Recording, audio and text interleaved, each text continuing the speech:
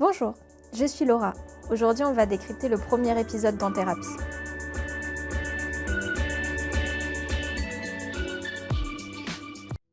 Je pense que c'est intéressant de s'arrêter sur cette première image. Pour ceux qui ne sont pas tout à fait familiers avec le concept de psychologue, psychanalyste, psychiatre, la première image, elle peut interpeller.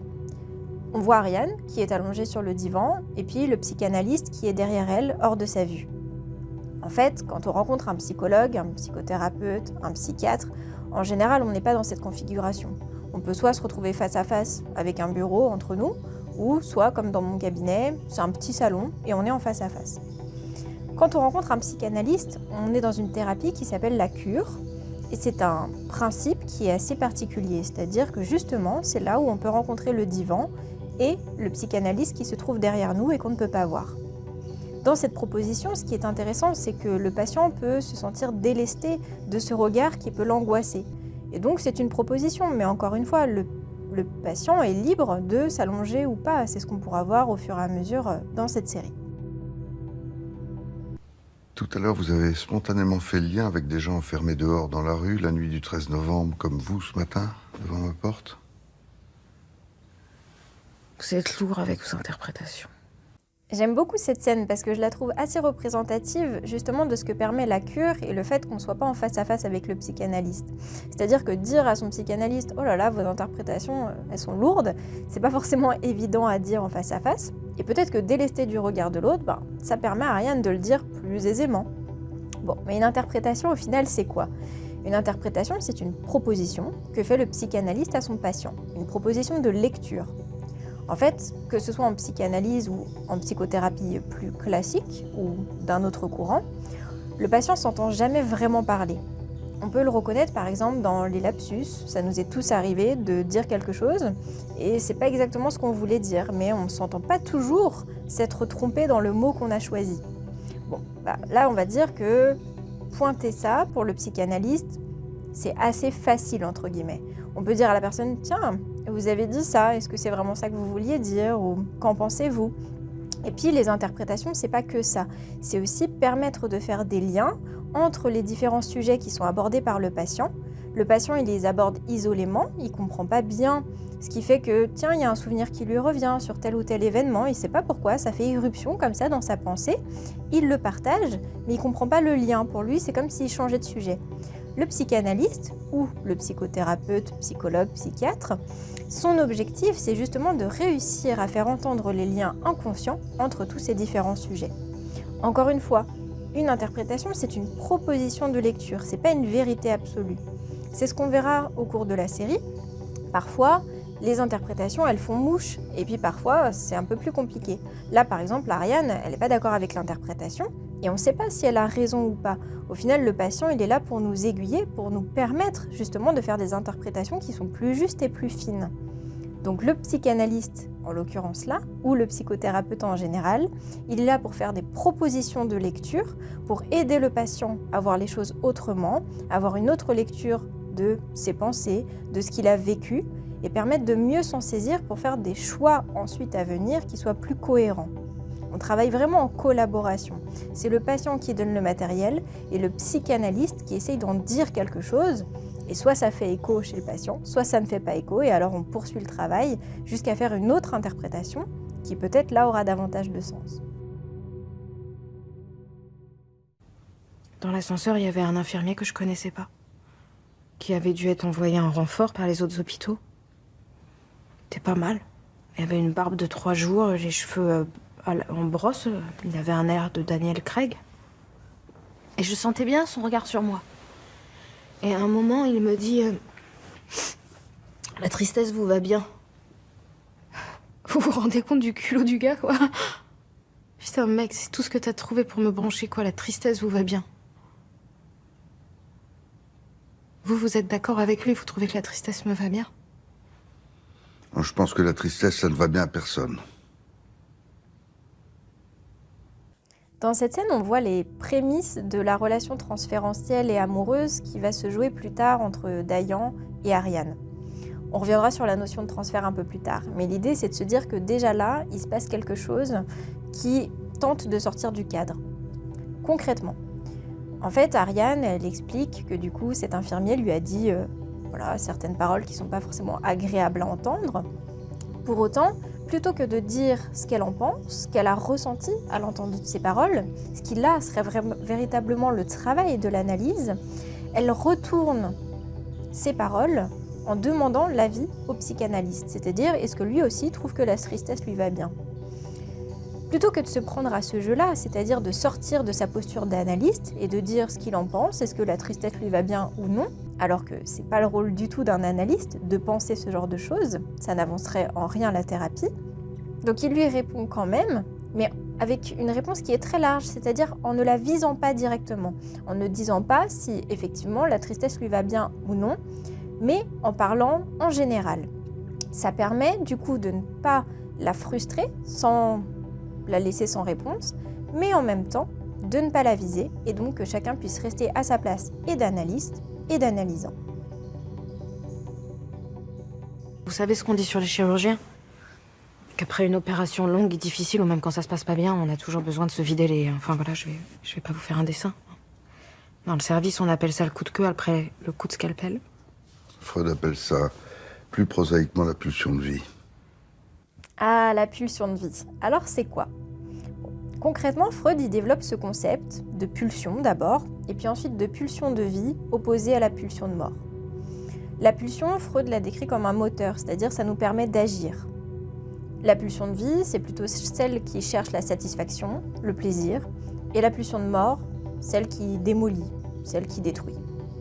Alors on voudrait tout le temps être dans la pulsion de vie, mais en fait ça ne fonctionne pas comme ça. L'un ne peut exister sans l'autre. Par exemple, c'est compliqué de comprendre le concept de vie si on ne comprend pas le concept de mort ou s'il n'y est pas associé. Et bien c'est pareil pour la pulsion. Philippe Dayan parle de pulsion de vie à ce moment-là pour la bonne et simple raison que, en général, la sexualité est associée à la pulsion de vie. Sauf bien entendu quand elle est dans son versant destructeur. Mais là, c'est pas le cas. En fait, ce qui se passe, c'est que pulsion de vie et pulsion de mort tendent à s'équilibrer à peu près tout le temps.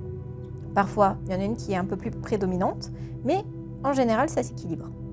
L'idée, c'est de se dire que quand on opère un corps, il y a quand même du sang, il y a de l'organe. Tout ça, c'est un petit peu compliqué.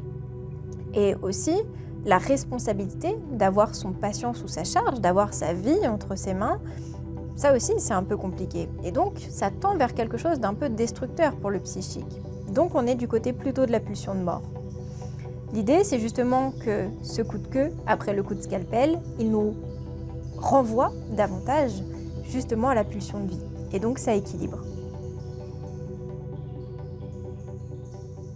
J'ai besoin qu'on fasse un petit retour en arrière. Malgré votre mésaventure de cette nuit, je voudrais pas perdre de vue la question de Cédric. Ouais, enfin, je crois pas qu'il mérite autant d'attention. À ce moment-là, Dayan essaye de revenir sur ce qu'on pourrait appeler un nœud psychique. C'est-à-dire qu'il a repéré dans l'anecdote dont Ariane a parlé certains processus inconscients qui sont à l'œuvre, mais dont Ariane n'a justement pas conscience. C'est le principe des processus inconscients. Et donc, il souhaite la guider pour amener au conscient certains processus à l'œuvre et donc permettre à Ariane d'avoir une autre lecture et donc de reprendre un contrôle positif sur ses choix et sur sa vie. On peut discuter la manière dont Dayan propose, voire met plutôt une injonction à Ariane de revenir sur ce sujet. Mais en tout cas, l'intérêt, c'est effectivement qu'il y a un nœud là, inconscient, qui pourrait être intéressant de défaire. C'est donc une proposition. Dans un premier temps, Ariane dit qu'elle ne comprend pas. Pour elle, ça ne mérite pas autant d'attention. Et là, c'est justement au psychanalyste d'en dire quelque chose, c'est-à-dire d'expliquer pourquoi il pense que c'est intéressant de revenir là-dessus. Ça reste de l'appréciation du patient, de savoir si cette interprétation est juste ou non, et si le patient souhaite y réfléchir.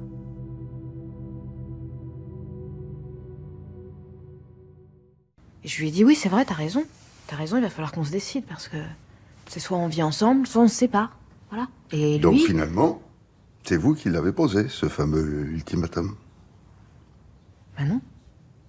Non, pas du tout, puisque c'est lui qui en peut plus d'un coup chez toi, un coup chez moi. Certes, mais ne plus vouloir du un coup chez moi, un coup chez toi, c'est une idée générale. Emménager ensemble ou se séparer, c'est du concret. C'est ça, l'ultimatum. Bah non. Bah non, pas du tout. Cette crise, c'est vous qui l'avez amenée à son point d'incandescence. Pas du tout.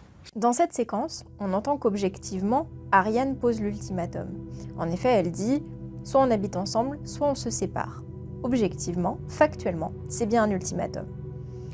Dayan le lui fait remarquer, mais elle résiste. Son inconscient résiste. C'est-à-dire que, de manière consciente, elle ne s'est pas entendue poser cet ultimatum. C'est ce dont on parlait tout à l'heure. On ne s'entend pas toujours parler. Là, elle ne s'est pas entendue le poser, et l'objectif de l'analyste, c'est de lui remettre sa responsabilité. Non pas pour qu'elle culpabilise, mais pour qu'elle prenne conscience des mécanismes inconscients en jeu. On pourrait se poser plusieurs questions. Déjà, pourquoi est-ce qu'on ne s'entend pas parler ? Pourquoi est-ce qu'on dit des choses qu'on ne voudrait pas tout à fait dire ? Parce que finalement, consciemment, Ariane, elle n'a pas envie de le poser, cet ultimatum. Bon. Et puis enfin, pourquoi est-ce que quand objectivement on lui fait entendre qu'elle a bien posé cet ultimatum, pourquoi elle ne reconnaît pas ça ? Pourquoi est-ce que ça résiste ? D'abord, pourquoi est-ce qu'on ne s'entend pas parler ? Eh bien, c'est simplement parce que l'inconscient nous précède. De manière consciente, on va dire certaines choses et on ne va pas en dire d'autres parce que ça peut nous mettre mal à l'aise, par exemple, ou parce qu'on n'est pas prêt à affronter comment l'autre va réagir. L'inconscient, il n'a pas peur de nous mettre en difficulté. Et donc, il nous oblige, il nous fait dire des choses sans qu'on s'en rende compte pour nous mettre à l'épreuve, pour qu'on puisse avancer. Parce qu'il nous sait capable, justement, d'affronter les choses inconfortables. Ça, c'est la première chose. Malgré tout, quand Dayan fait reconnaître à Ariane, quand Dayan lui fait savoir qu'elle a bien posé l'ultimatum, Ariane ne veut rien en savoir. Pourquoi ça ? Simplement parce que justement, son conscient et son inconscient sont en train de batailler. De manière inconsciente, effectivement, elle a posé cet ultimatum, c'est ce que nous avons vu. Mais pour son conscient, c'est trop inconfortable de se confronter à cette réalité, de comprendre pourquoi elle l'a posé, qu'est-ce que ça vient dire d'elle. Et donc, il y a une résistance. C'est important de comprendre, comme on le disait tout à l'heure, que le psychanalyste propose des interprétations. C'est une proposition, ce ne sont pas des vérités absolues. Quand il y a une interprétation, on va dire que globalement, il y a 3 manières pour le patient de réagir. La première réaction, c'est le flop. C'est-à-dire que le patient ne comprend pas ce que le psychanalyste veut dire, pour lui, ça ne lui parle pas, ça ne fait pas écho. Et là, il y a 2 choix. Soit, effectivement, c'est un flop, parce que le psychanalyste reste un être humain, il peut entendre des liens, mais qui sont en fait pas tout à fait réalistes, il peut s'être trompé, auquel cas ça fait un flop, et j'ai envie de dire, c'est pas très grave, il suffit simplement de poursuivre la cure, et on fera une autre interprétation. Soit ce flop, il peut être aussi à l'origine d'une très grande résistance, c'est-à-dire que le psychanalyste vient pointer quelque chose, mais qui est trop intense, qui génère une réaction trop inconfortable pour le patient, et donc son conscient résiste de manière massive. L'idée, c'est justement de respecter l'écologie de la personne, c'est-à-dire respecter son temps. L'analyste fait cette proposition, si elle n'est pas entendable, eh bien c'est pas grave, on y reviendra plus tard quand ça sera possible, parce que de toute façon, l'inconscient mettra de nouveau au jour certaines choses qui bloquent encore. Et puis parfois, l'interprétation est juste et elle est entendable. Et là, on peut la travailler presque immédiatement. Quand ça se produit, le patient dit « Tiens, mais oui, j'avais jamais vu comme ça. » Et ça paraît évident. Il dit « Mais je comprends pas pourquoi j'ai jamais vu ça comme ça. C'est évident. » Mais pourtant, ça bloquait. Et là, c'est comme si un verrou avait sauté. Quelque chose d'autre est possible.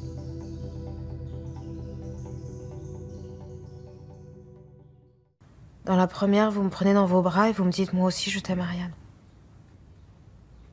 Au début, je pensais que ça allait passer. Que c'était une étape. Transfert, comme vous dites. Ça n'a fait qu'empirer. C'est devenu une obsession. Vous êtes devenu mon obsession. Le transfert, comme vous dites, n'est jamais loin du sentiment amoureux. Freud dit même que c'est peut-être le seul amour vrai. Tout à l'heure, je vous disais qu'on allait revenir sur le concept de transfert, c'est maintenant. Il y a le transfert et puis il y a l'amour de transfert. Le transfert, c'est la relation et les codes qu'il y a entre le psychologue, psychiatre, psychanalyste, psychothérapeute et le patient. Là, en l'occurrence, ce transfert, il est du côté de l'amour de transfert. Mais ce n'est pas forcément une vérité. Le transfert, il peut être positif, c'est ce qu'on vise, c'est-à-dire que la relation soit plutôt sereine. Et puis, le transfert peut être négatif, et là, c'est quand il y a de l'agressivité, des angoisses dans la relation. Ça peut exister aussi. L'amour de transfert, Freud il s'y intéresse en 1915. Il rencontre une patiente qui, au bout de quelques séances, lui livre, comme Ariane fait avec Philippe Dayan, son amour inconditionnel. Comme Ariane, la patiente de Freud lui livre cet amour qu'elle a pour lui, sans détour, sans sous-entendu. Les choses sont dites. Alors Freud se demande, mais comment réagir à ça? Est-ce qu'il est possible de poursuivre la cure? Est-ce que je dois l'arrêter? Est-ce que je dois répondre? Et donc, il se penche sur cette question. La première question que Freud se pose, c'est de savoir si cet amour peut être dit de véritable. En effet, c'est pas tout à fait commun pour un analyste, ou même un psychologue ou autre, de se livrer. C'est plutôt le patient qui parle. Donc finalement, d'où naît cet amour puisque le patient ne connaît pas véritablement la personne qu'il a en face? Freud comprend que c'est plutôt une fonction psychique pour le patient que d'aimer l'analyste. Donc mettre fin à la cure, ça n'aurait pas vraiment de sens puisque cet amour n'est pas dirigé vers une personne, il est dirigé en tant que fonction. Donc si le patient n'a pas fini sa cure, il risque d'aller voir un autre analyste et l'amour de transfert risque de nouveau de se produire. Cet amour de transfert, il peut être un véritable atout comme un vrai handicap. Comme on le disait tout à l'heure, le transfert positif, il est préférable au transfert négatif, ça permet de mieux travailler. L'amour de transfert, c'est pareil, c'est-à-dire que à la fois, si la personne aime la personne qu'elle a en face, elle va avoir davantage envie de se livrer, davantage confiance, et donc elle pourra davantage dire ce qu'elle ressent. Ça peut donc aider à la cure. Sauf que si cet amour de transfert est trop massif, comme le dit Ariane, ça peut devenir une obsession, c'est-à-dire qu'elle n'a plus envie de travailler, elle a envie de vivre cet amour, et donc ça la détourne de la cure et de son travail psychique. Finalement, la fonction, dans ce cas-là, la fonction psychique, c'est justement d'entrer en résistance pour se protéger, pour ne pas être dans l'inconfort du travail de la cure. Le risque, quand l'amour de transfert est trop massif, c'est que le patient puisse simuler, entre guillemets, d'être guéri pour que la thérapie s'arrête et que les verrous sautent, c'est-à-dire que le cadre ne soit plus là pour empêcher quelque chose d'une relation amoureuse entre le patient et son thérapeute. Freud nous dit, quand l'amour de transfert est présent, l'analyste ne doit pas donner réponse, c'est-à-dire ni positive ni négative, parce que dans tous les cas, ça serait délétère. En fait, il doit plutôt faire comme Dayan opère, c'est-à-dire essayer de montrer les mécanismes inconscients à l'œuvre dans ce sentiment d'amour. C'est comme ça que la thérapie pourra suivre son cours et que ça sera salvateur pour le patient. C'est tout pour ce premier épisode de Décrypte de Psy. J'espère que ça vous a plu. À la prochaine pour le deuxième épisode. Bye!